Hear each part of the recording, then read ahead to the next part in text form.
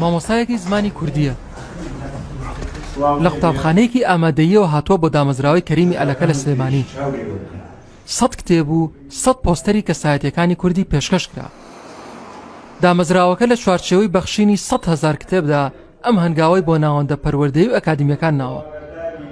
وانەمان تەرخان کردووە لە هەفتەیەکە بۆ نمونە بۆ خوێندنەوە خوێندکار دەبینە هۆڵی خوێندنەوە و کتێبخانەکە هەر لەوێ ئەو وانەیە تەرخانەکەین بۆ خوێندنەوەی کتێبی هەمە جۆر با هەر سنووردار نەبێت لە خوێندنەوەی ئەو بابەتانی کە لە کتێبەکانی خۆیان هەیە. هەژار بووین لە سەرچاوی جۆرا و جۆر لە کتێبخانەکەیان بۆیە پەنامان وەبەر ئەم دەستگا بەڕێزە برد.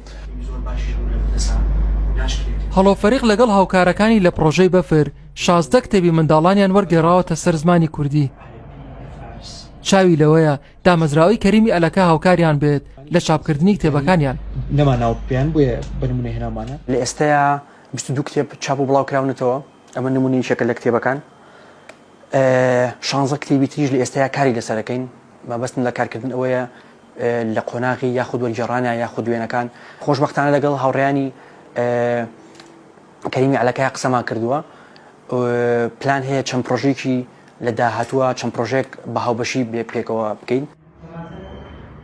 ناوی دامەزراوەکە لە کەسایەتی کەریمی ئەلەکە وەرگیراوە کە پەیڕەوکارێکی ئاینی مەسیحی بووە و لە سەردەمی حکومڕانی شێخ مەحموودی حەفیددا وەزیری دارایی بووە. هاوکات کەسایەتێکی خێرخواز بوو و پاڵپشتی زۆری کەسانی هەژاری کردووە.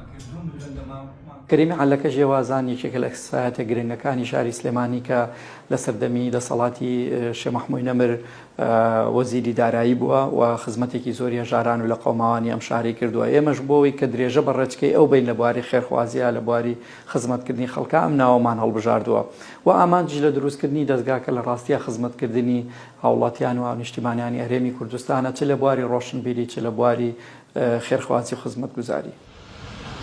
دامەزراوەی کەریمی ئەلەکە ساڵی 2019 لەلایەن دکتۆر تەها ڕەسوڵ دامەزراوە سەرەتا بە ئامانجی کاری خێرخوازی و دواتر کارەکانی فراوان کردووە. دامەزراوەکە لە ماوەی کارکردنیدا دەیان پەیکەری بۆ کەسایەتە جیاوازەکانی کورد دروست کردووە هەروەها پۆستەری بۆ نزیکەی 600 کەسایەتی کورد چاپ کردووە. نزار جەزا ڕووداو سلێمانی.